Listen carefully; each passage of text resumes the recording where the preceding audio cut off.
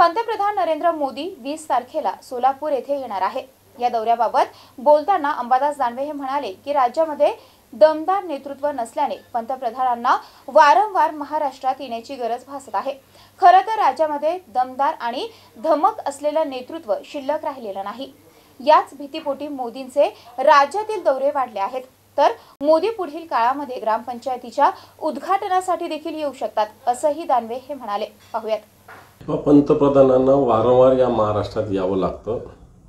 याचा अर्थ या महाराष्ट्राची किती भीती पंतप्रधानाच्या किंवा भारतीय जनता पार्टीच्या किंवा केंद्राच्या सरकारच्या मनात बसलेली हे लक्षात येतं। आता पंतप्रधान मला असं वाटतं ग्रामपंचायतीच्या एखाद्या जनसुविधाच्या ग्रामपंचायतीच्या इमारतीला सुद्धा येणार काळात येऊ शकतात, कारण दर गावामध्ये ग्रामपंचायती इमारती होत असतात। सरकार त्याला निधी देत असतो, पण महाराष्ट्रातल्या सगळ्या गावाच्या त्याला 500 ग्रामपंचायतीच्या इमारती होऊ शकतात पंतप्रधान जास्ती, कारण इथल्या नेतृत्वामध्ये ती धमक नाही हे त्यांच्याही लक्षात आलं आहे ना। ज्यावेळेस नेतृत्वात धमक नसते त्यावेळेस मोठ्या नेतृत्वाला, वरिष्ठ नेतृत्वाला त्याच्यात लक्ष द्यावं लागतं। मला वाटतं तशा पद्धतीने ते लक्ष देत असतील।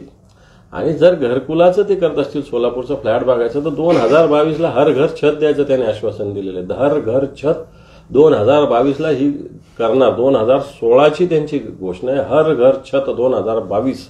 आज 2024 आहे। ज्या काही घरं मंजूर झाले त्याच्यात 10% सुद्धा काम देशात झालेलं नाही।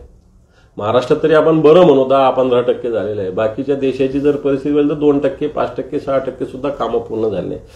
खोट्या घोषणा करणं, लबाडीच्या घोषणा करणं, जनतेला बोलवणं, आता एवढे कामाचं उद्घाटन आहे, यू आहे, त्यू आहे, सगळं सांगणार। प्रत्यक्षात काय डेमो फ्लॅट, मला सांगा, 2016ची घोषणा आहे, तुम्ही 2024ला डेमो फ्लॅट बघायला येत आहे।